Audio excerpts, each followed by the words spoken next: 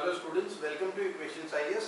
आज का द हिंदू का एनालिसिस स्टार्ट करते हैं। ये हमारा एजेंडा है। आज न्यू एजुकेशन पॉलिसी न्यूज़ में रही नेपाल की इंटरनल पॉलिटिक्स के बारे में थोड़ा सा डिस्कस करेंगे कि क्या वहाँ पर स्ट्रगल चल रहा है, पावर स्ट्रगल। साइबर सिक्योरिटी के बारे में एक एडिटोरियल है हमारे पास। उसके अलावा फॉर्मर जो मलेशियन प्राइम मिनिस्टर हैं वो कन्विक्टेड गए करप्शन के चार्जेस में। 5 राफेल हमारे अम्बाला में पहुँच चुके हैं 7000 किलोमीटर फ्रांस से। सेंट्रल विस्टा प्रोजेक्ट के बारे में एक छोटी सी न्यूज़ है, वो हम डिस्कस करेंगे। AIIB के बारे में न्यूज़ है। मॉनेटरी पॉलिसी के बारे में RBI की एक न्यूज़ है। और कॉन्स्टिट्यूशनल कॉलम में डेफिनेशन हम डिस्कस करने वाले हैं। हमारे पास जो फ्रंट पेज में है, एक तो न्यू एजुकेशन पॉलिसी, इसका हम अलग से एक वीडियो भी बनाएंगे, लेकिन एक मोटा मोटा डिस्कस कर लेते हैं कि न्यू एजुकेशन पॉलिसी अनाउंस हुई है। ये 2014 के बीजेपी ने उस समय भी अनाउंस करा था इलेक्शन से पहले कि हम न्यू एजुकेशन पॉलिसी लेकर आएंगे, क्योंकि एग्जिस्टिंग एजुकेशन पॉलिसी में बहुत सारे लूप होल्स हैं, बहुत सारी कमियां हैं। आजकल की रिक्वायरमेंट के हिसाब से एजुकेशन नहीं हो रही है, लर्निंग कम हो रही है, मगअप ज़्यादा कर रहे हैं स्टूडेंट्स, मतलब सिलेबस को रट रहे हैं, सीखने को कम मिल रहा है। तो आजकल की रिक्वायरमेंट के हिसाब से, क्योंकि टेक्नोलॉजिकल चेंजेस भी हैं और आजकल ग्लोबल लेवल पे जो चैलेंजेस हैं उन सब के साथ डील भी कर सके स्टूडेंट्स, तो एक 5+3+3+4 का एक पूरा न्यू एजुकेशन पॉलिसी के लिए बनाया है। 5+3+3+4 का मतलब है एक स्टार्टिंग के 5 इयर्स का एक प्रोग्राम अलग होगा और स्टार्टिंग के 5 साल किसी भी स्टेट में लैंग्वेज किसी भी मदर टंग में एजुकेशन की जा सकती है। मतलब अगर तमिलनाडु में है तो तमिल में स्टार्टिंग के 5 साल, और अगर केरला में है तो मलयालम में। तो अलग अलग स्टेट के हिसाब से मदर टंग में स्कूलिंग एजुकेशन होगी स्टार्टिंग के 5 साल। फिर उसके बाद 5th के बाद 6th 7th 8th 3 साल का एक अलग मिड लेवल स्कूलिंग होगी। फिर उसके बाद 9th 10th 11 ये 3 साल, और फिर 12th के बाद से ग्रेजुएशन स्टार्ट हो जाएगी। तो 12th के बाद से 4 साल की ग्रेजुएशन या 3 साल की ग्रेजुएशन का प्रोग्रामों का थोड़ा फ्लेक्सिबिलिटी इसमें रखी है। उसके अलावा यूनिवर्सलाइजेशन है। क्लास 3 से क्लास 10th तक कोशिश करी है। इसमें यूनिवर्सलाइजेशन का मतलब है एक ही सिलेबस होगा ऑल इंडिया लेवल पे, ठीक है। उसके अलावा इंश्योर करना है लिटरेसी 2025 तक की लिटरेसी हो, पूरे इंडिया में लिटरेसी रेट इंक्रीज हो। उसके अलावा न्यू सिलेबस जो है, न्यू सिलेबस में एक तो कोडिंग वगैरह भी इंक्लूड करेंगे, वोकेशनल ट्रेनिंग, मतलब हमारा यहाँ पर स्किल डेवलपमेंट में भी जोर देने वाले हैं। तो काफ़ी चीज़ें हैं, होलिस्टिक अप्रोच है हायर एजुकेशन को लेकर। UGC और AICTE उनको मर्ज कर दिया है। टेक्निकल एजुकेशन के लिए अलग था, बाकी यूनिवर्सिटी के लिए अप्रूवल के लिए अलग हुआ करता था UGC, दोनों को मर्ज कर दिया है। तो काफ़ी इसमें इंट्रोड्यूस करे हैं, वो आगे भी हम थोड़ा डिटेल में और डिस्कस कर सकते हैं। उसके अलावा नाइट कर्फ्यू को एंड कर दिया है। पिछले कई महीनों से लॉकडाउन में नाइट कर्फ्यू था, रात को अलाउड ही नहीं था। या तो किसी के पास हो परमिशन हो गवर्नमेंट की, तभी नाइट में इधर से उधर ट्रैवल कर सकते थे। तो नाइट कर्फ्यू लगा हुआ था एक तरीके से पूरे इंडिया में। तो अब जो अनलॉक की जो फैसिलिटी, अनलॉक की जो सिचुएशन चल रही है, नॉर्म्स लागू करे हैं सरकार ने, उसमें नाइट कर्फ्यू खत्म कर रहे हैं।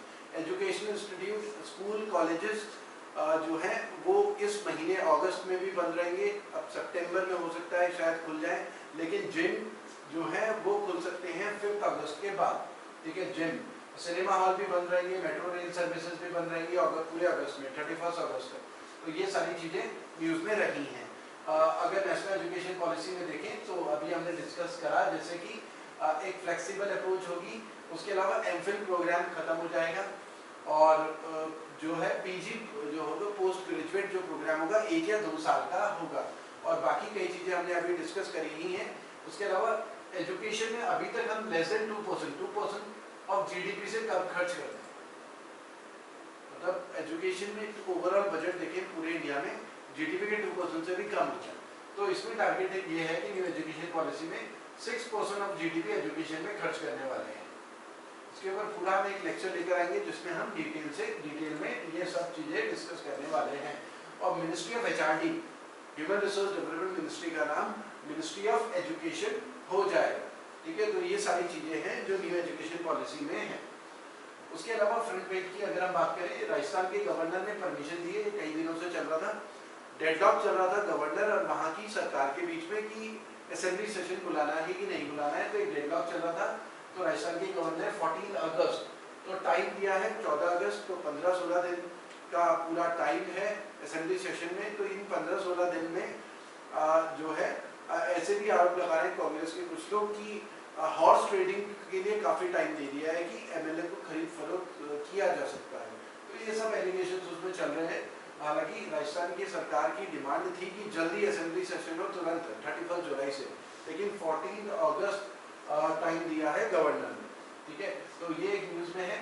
और उसके अलावा जो इंडिपेंडेंस डे में जो भी पुलिसमैन या जो भी सीनियर ऑफिसर्स जो प्राइम मिनिस्टर के कांटेक्ट में आने वाले हैं, उन्हें 1 अगस्त के बाद से ही क्वारंटाइन रहना पड़ेगा, ठीक है। उनके रोज टेस्ट होंगे और तब वो प्राइम मिनिस्टर, क्योंकि उनका प्राइम मिनिस्टर के साथ आमने सामने वो आ सकते हैं इंडिपेंडेंस डे के सेलिब्रेशन के टाइम पर।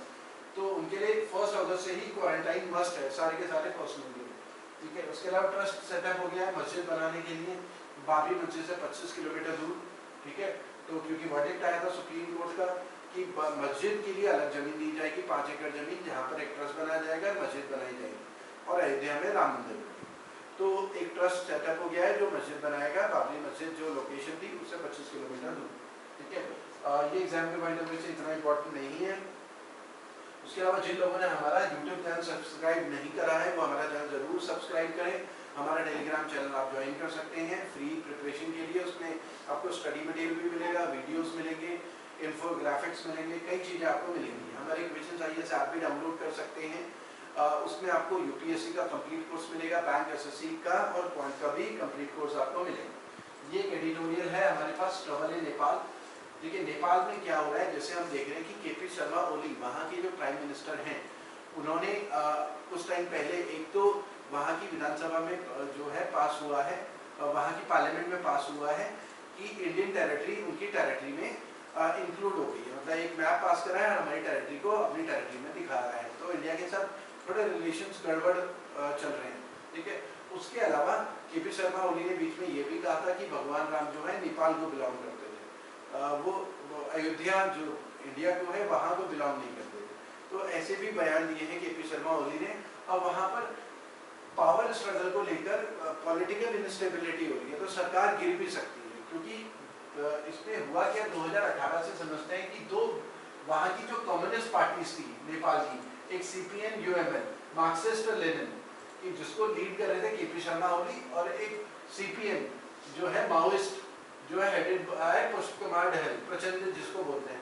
तो उन दोनों की पार्टी मर्ज हो गई थी और नेपाल कम्युनिस्ट पार्टी उन्होंने बनाई थी 2018 में, मिलकर इलेक्शन लड़ा था और इलेक्शन जीत गए। तो अब हुआ क्या, देखिए ये दोनों पॉलिटिकल पार्टी मर्ज हो गई। अब यहाँ पर पॉलिटिकल पार्टी में दो गुट बन गए, एक गुट जो केपी शर्मा ओली के फेवर में है, एक दूसरा ग्रुप जो इनके फेवर में, पुष्प कुमार दहल के फेवर में, ठीक है। तो वहाँ पर स्ट्रगल क्या चल रहा है, केपी शर्मा ओली के जबरदस्ती इंडिया के साथ पंगा लेने की वजह से भी वहाँ के लीडर्स ये कह रहे हैं कि मनमानी कर रहे हैं केपी शर्मा ओली, ठीक है। उन्हीं की पार्टी के लोग बहुत सारे अगेंस्ट हो गए हैं केपी शर्मा ओली के, क्योंकि उनके बयान भी उल्टे सीधे इंडिया के अगेंस्ट आए हैं।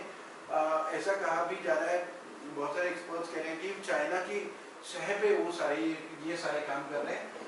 तो अब प्रॉब्लम क्या है कि KP Sharma Oli prime minister of Nepal भी हैं और इस समय नेपाल कम्युनिस्ट पार्टी के चेयरपर्सन भी हैं, मतलब प्रेसिडेंट भी हैं यहाँ के, नेपाल कम्युनिस्ट पार्टी के प्रेसिडेंट भी। तो एक ही टाइम पे दो पोस्ट है उनके पास। तो अब पावर स्ट्रगल ये है कि पुष्प कुमार दहल जो है वो चाहते हैं कि या तो प्राइम मिनिस्टर की गद्दी उनसे हट जाए या फिर वो प्रेसिडेंट ना रहे कम्युनिस्ट पार्टी के, तो कम्युनिस्ट पार्टी के चीफ या तो उन्हें बना दिया जाए। तो एक ही बंदे को दो पोस्ट है, तो पावर स्ट्रगल चल रहा है। तो इस समय प्रॉब्लम क्या है कि उन्हें इस समय एक्सपर्ट्स का कहना है कि उन दोनों को इस समय देश के बारे में ज़्यादा चिंता नहीं है, पावर स्ट्रगल है। और जबकि इम्पोर्टेंट उनके लिए क्या होना चाहिए, कोरोना वायरस के साथ कैसे हैंडल करना है और बॉर्डर डिस्प्यूट जो उन्होंने नए खड़े करे हैं उनके साथ कैसे हैंडल करना है। तो बजाय जो प्रायोरिटी है उनकी प्रायोरिटी पावर स्ट्रगल को लेकर है कि पावर हमारे पास ज़्यादा से ज़्यादा हो। और उन्हीं के पार्टी के नेपाल कम्युनिस्ट पार्टी के बहुत सारे लोग इस समय केपी शर्मा ओली के अगेंस्ट हैं। हो सकता है वहाँ की सरकार गिर जाए, लेकिन इंडिया की कंटेक्स्ट में ऑथर ये कहना चाह रहा है कि इंडिया केपी शर्मा ओली को भी इग्नोर नहीं कर सकता, उनको भी इम्पोर्टेंस देनी है। तो ये एडिटोरियल हमारे पास न्यूज़ में था। उसके अलावा साइबर सिक्योरिटी को लेकर एक एडिटोरियल लिखा है सैयद अक्युमुद्दीन ने। ये हमारे एम्बेसडर रहे हैं, permanent ambassador to United Nation, जो कि अप्रैल में रिटायर हुए हैं। तो उन्होंने साइबर सिक्योरिटी को लेकर एक एडिटोरियल लिखा है काफ़ी अच्छा। इसमें इन्होंने क्या बताया कि तो साइबर स्पेस में 2020 जो है काफ़ी अच्छा टाइम भी रहा, काफ़ी बुरा टाइम भी रहा। अच्छा टाइम क्यों रहा? क्योंकि एप्पल, अमेजन और माइक्रोसॉफ्ट ने $1 ट्रिलियन तक अपनी वर्थ तक मार्केट वैल्यू इंक्रीज करी 2020 में। लेकिन साथ ही साथ दूसरी तरफ देखें, दूसरा पॉइंट ऑफ व्यू ये भी है कि साइबर अटैक्स बहुत ज़्यादा इंक्रीज हुए हैं 2020 में। कोविड-19 रिलेटेड डेली स्पैम मैसेजेस आ रहे हैं लोगों को। स्पैम मैसेजेस मतलब फ्रॉड मैसेजेस आ रहे हैं लोगों को कि कोविड-19 का फ्री टेस्ट, ये टेस्ट, और उस पर क्लिक करते हैं तो हमारा अकाउंट हैक हो जाता है, तो उसे बोलते हैं स्पैम मैसेजेस। ठीक है, अनसॉलिसिटेड मैसेजेस, मतलब वो हमें कोई इंडिविजुअल क्या है हमें फंसाने के लिए भेज रहा है। ठीक है, उसके अलावा ट्विटर के अकाउंट्स हैक में इतना पैसा भी कलेक्ट करा है, $1,20,000। ठीक है, उसके अलावा रैंसमवेयर है, मैलवेयर आया है, कैलिफोर्निया में इनमें इतना बिटकॉइन पेमेंट हुई है। उसके अलावा ऑस्ट्रेलिया में स्टेट एक्टर्स का अटैक हुआ है, वहाँ पर जो है किडनैपिंग भी हुई है, वर्चुअल किडनैपिंग, तो उसमें भी पैसा रिसीव कर रहे हैं। उसके अलावा चाइना के ऊपर एक्यूजेशन लगे हैं कि यूएस में जो हेल्थ केयर इंस्टीट्यूशन है उनका कोरोना से रिलेटेड डेटा चोरी करने के एक्यूजेशन लगे हैं साइबर अटैक्स के थ्रू। उसके अलावा रशिया के ऊपर भी अटैक्स लगे हैं, रशिया के ऊपर भी एलिगेशंस लगे हैं कि यूके में भी उनके हैकर्स जो हैं, रशिया के हैकर्स, फार्मास्यूटिकल कंपनीज जो कि कोविड-19 की रिसर्च कर रही हैं, वो डेटा चोरी कर रहे हैं साइबर अटैक्स के थ्रू। ठीक है, तो ये सारी चीज़ें ऑथर कहना चाह रहे हैं। उसके अलावा इम्पॉर्टेंट आपके लिए क्या है, देखिए इंडिया में Indian computer emergency response team, computer emergency response team India, IIM मतलब India, ministry of electronics and information technology में आता है। इसका काम है कि पूरे इंडिया में साइबर सिक्योरिटी को देखना, जो भी साइबर अटैक इंडिया में होते हैं उसको पूरा मतलब रेगुलेट करना, उसको चेक करना कि कोई साइबर अटैक ना हो। ठीक है, तो जितने भी साइबर सिक्योरिटी के थ्रेट हैं उनके साथ यही डील करता है। तो ये आपको पता होना चाहिए कि ये क्या है। ठीक है, उसके अलावा हमारे पास फॉल फ्रॉम ग्रेस का मतलब है मलेशियन PM के बारे में बात कर रहे हैं। पहले समझ लेते हैं 2009 से 2018 नजीब रजक जो है मलेशिया के प्राइम मिनिस्टर थे। फिर 2018 से फरवरी महातिर मोहम्मद मलेशिया के प्राइम मिनिस्टर थे, फरवरी 2020 तक। ये बहुत सारे एग्जाम में भी आया था क्योंकि ये सबसे ओल्डेस्ट प्राइम मिनिस्टर थे, 92 की एज में प्राइम मिनिस्टर बने मलेशिया के, इसलिए बहुत इंडिया में भी बहुत सारे एग्जाम्स में भी आया और काफ़ी न्यूज़ में भी रहा क्योंकि ओल्डेस्ट प्राइम मिनिस्टर बने। फिर मार्च 2020 से महिउद्दीन यासीन प्राइम मिनिस्टर बने हैं। अब मलेशिया में इंपॉर्टेंट देखिए क्या है, एग्जाम में आ सकता है कि किस कंट्री के फॉर्मर प्राइम मिनिस्टर को ट्रायल कोर्ट ने करप्शन के चार्जेस में कन्विक्ट करा। तो नजीब रजाक जो 2009 से 2018 प्राइम मिनिस्टर थे मलेशिया के, उनके ऊपर 7 करप्शन के चार्जेस जो है वो कन्विक्टेड हुए हैं ट्रायल कोर्ट में। एक उनकी वन मलेशियन डेवलपमेंट बेरहेड कंपनी थी, फाइनेंशियल फ्रॉड हुआ है जिसमें 12 साल की उन्हें सजा हुई है। ठीक है, और फाइन भी लगा। तो एग्जाम के पॉइंट ऑफ व्यू से आपके लिए इम्पोर्टेंट क्या है, एक तो नजीब रजक प्राइम मिनिस्टर कब थे और ओल्डेस्ट प्राइम मिनिस्टर कौन थे, महातिर मोहम्मद। ठीक है, उसके अलावा प्रेजेंट प्राइम मिनिस्टर, ये भी इंपॉर्टेंट है, करप्शन के चार्जेस में नजीब रजक जो फॉर्मर प्राइम मिनिस्टर थे वो कन्विक्ट हुए। उसके अलावा ये हम डिस्कस कर चुके हैं न्यू एजुकेशन पॉलिसी। एग्जाम काफ़ी ईजियर हो गए और इसमें रटने वाला ऐसा नहीं होगा कि स्टूडेंट बिल्कुल रट लेते थे कि स्कूल का सिलेबस और फिर एग्जाम देने जाते थे। अब थोड़ा प्रैक्टिकल हो गया है और सेमेस्टर सिस्टम भी लागू हो गया है और प्रैक्टिकल नॉलेज जो है उस पर ज़्यादा जोर दिया जाएगा, बजाय स्टूडेंट्स को याद करने के लिए बहुत सारा सिलेबस क्रैम करने के लिए दिया जाए। तो ये सारी चीज़ें हैं। उसके अलावा टीचर्स की ट्रेनिंग को लेकर भी पूरा प्रोग्राम है, टीचर्स की एजुकेशन को लेकर भी BEd डिग्री प्रोग्राम भी होगा, 4 इयर्स का इंटीग्रेटेड प्रोग्राम। ठीक है, उसके अलावा मेरिटोरियस स्टूडेंट्स जो होंगे SC ST OBC उनको फाइनेंशियल असिस्टेंस भी दिया जाएगा।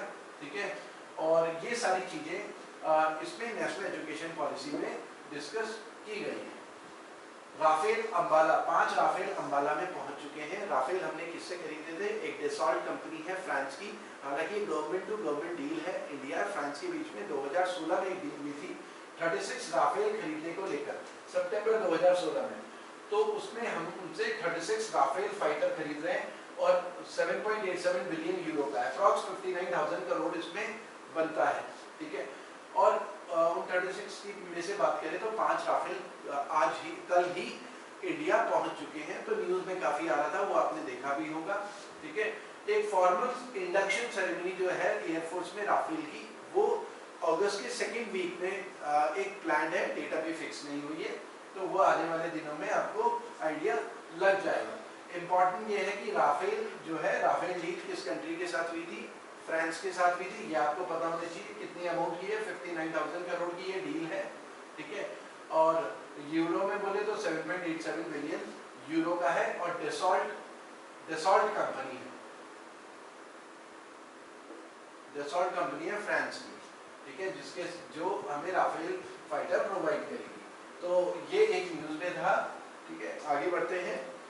एक सेंट्रल विस्टा प्रोजेक्ट हम पहले भी डिस्कस कर चुके हैं, न्यू पार्लियामेंट बिल्डिंग को लेकर है, सुप्रीम कोर्ट ने अलाउ करा है कि रिट पिटीशन फाइल की जा सकती है सेंट्रल विस्टा प्रोजेक्ट्स के अगेंस्ट।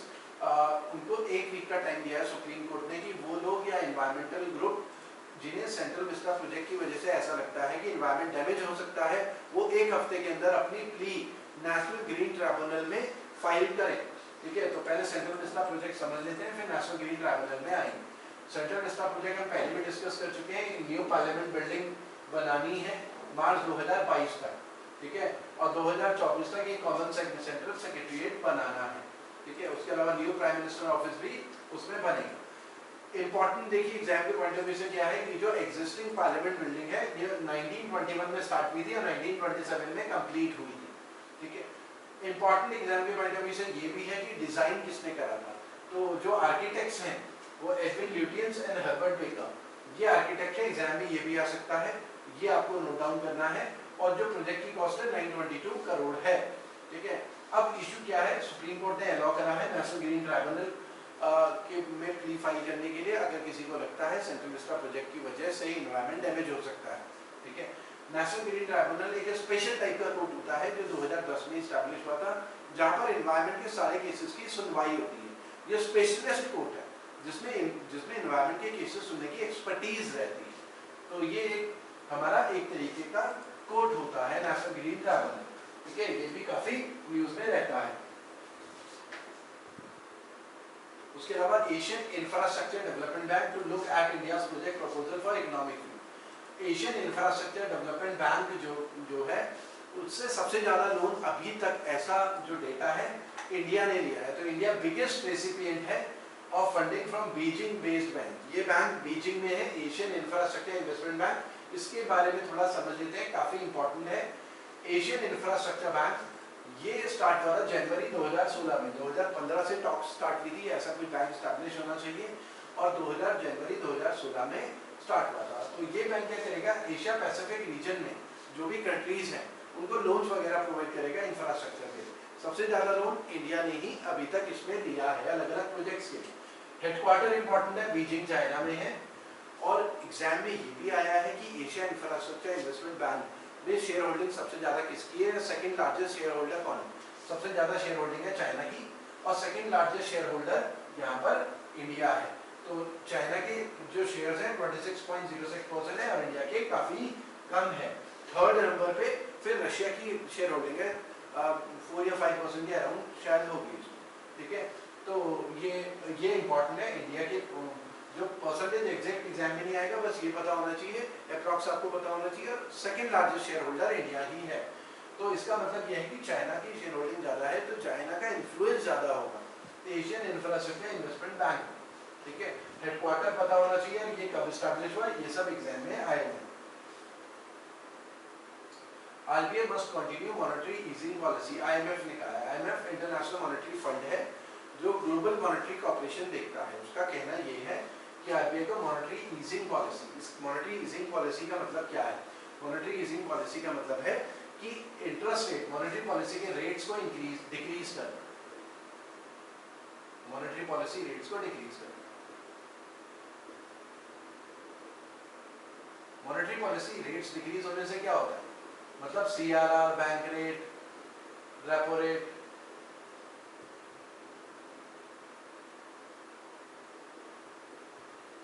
रिवर्स रेपो रेट, ये सारे के सारे डिक्रीज होते हैं। तो उससे क्या होता है, इंटरेस्ट रेट डिक्रीज हो जाता है।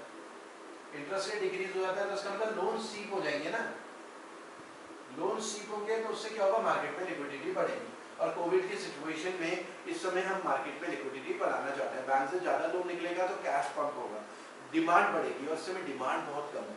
तो इसलिए जरूरी है कि monetary easing policy, monetary easing policy मतलब सिंपल रूल्स हो, बैंक के ऊपर रिस्ट्रिक्शंस ना हो, बैंक को आज़ादी हो, बैंक लोन में पैसा दे, आरबीआई रिस्ट्रिक्शन ना लगाए, तो लोन्स वगैरह चीप होते हैं। और चीप लोन होने की वजह से लिक्विडिटी इंक्रीज होती है।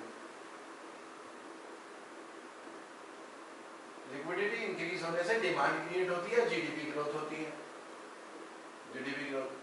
तो ये आपको थोड़ा सा ये समझ में आना चाहिए। तो चीप लोन का मतलब है, अगर सस्ता लोन होता है तो पब्लिक ज्यादा उधार लेती है, पब्लिक को लगता है फेवरेबल एनवायरनमेंट। हालांकि कोविड-19 की वजह से डिमांड कम है, अब पब्लिक इस समय कम लोन दे रही है, ठीक है, या बिजनेसमैन को लग रहा है कि इस समय फेवरेबल एनवायरनमेंट नहीं है।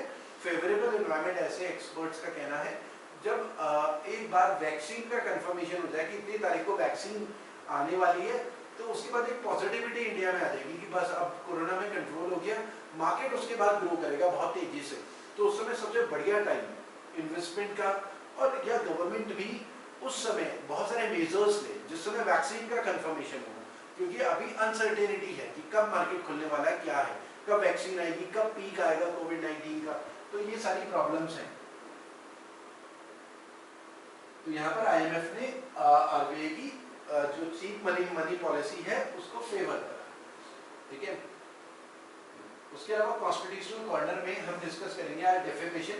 डेफेमेशन का मतलब है किसी को, जब कोई पॉलिटिशियन किसी के ऊपर आरोप लगाए बदनामी कर, तो जैसे फॉर एग्जांपल अरविंद केजरीवाल ने एक टाइम ऐसा था कुछ साल पहले, अरुण जेटली के ऊपर भी एलिगेशन लगाए थे कि करप्ट हैं, चोर हैं, या बहुत सारे पॉलिटिशियंस के ऊपर। तो अरुण जेटली ने अरविंद केजरीवाल जी के ऊपर डेफेमेशन का केस करा था, सिविल डेफेमेशन का भी, क्रिमिनल डेफेमेशन। डेफेमेशन कोई भी इंडिविजुअल तब करता है जब कोई मान लो कि जैसे आपके कोई जानने वाला मीडिया में आकर या अखबार में आके आपके ऊपर उल्टे सीधे आरोप लगा दे और आपकी बदनामी हो जाए बिना बात के, जबकि वो एलिगेशन झूठे थे, उसका इरादा ही आपको बदनाम करना था, तो आप उस इंडिविजुअल के ऊपर डेफेमेशन का केस कर सकते हैं। अब डेफेमेशन के केस दो तरीके के हैं, सिविल और क्रिमिनल। सिविल डेफेमेशन का केस जब प्रूव होता है तो उस इंडिविजुअल के ऊपर केवल पेनल्टी लगती है। जैसे सिविल डेफेमेशन के केस में हम इंडिविजुअल के ऊपर 1 करोड़ का डेफेमेशन का सूट फाइल करते हैं। 1 करोड़ का मतलब है अगर वो प्रूव हो जाता है कि भाई उसने बदनाम करने के लिए ही किया था, उसके वो अपने एलिगेशन प्रूव नहीं कर पाता, कोर्ट में कोई एविडेंस पेश नहीं करता कि भाई ऐसे ही बोल दिया था, तो उसके ऊपर 1 करोड़ पेनल्टी लग सकती है सिविल डेफेमेशन। क्रिमिनल डेफेमेशन में क्या होता है, क्रिमिनल डेफेमेशन में अगर प्रूव हो जाता है कि भाई इसने डेफेमेशन किया है और वो अपने एलिगेशन प्रूव नहीं कर पाता कि जो भी उसने टीवी में अखबार में उल्टा सीधा बोला था उस इंडिविजुअल के अगेंस्ट, वो प्रूव नहीं कर पाता कोर्ट में कि वो सच है, तो उसे जेल भेज दिया जाए। तो क्रिमिनल डेफेमेशन में जेल भेजा जाता है।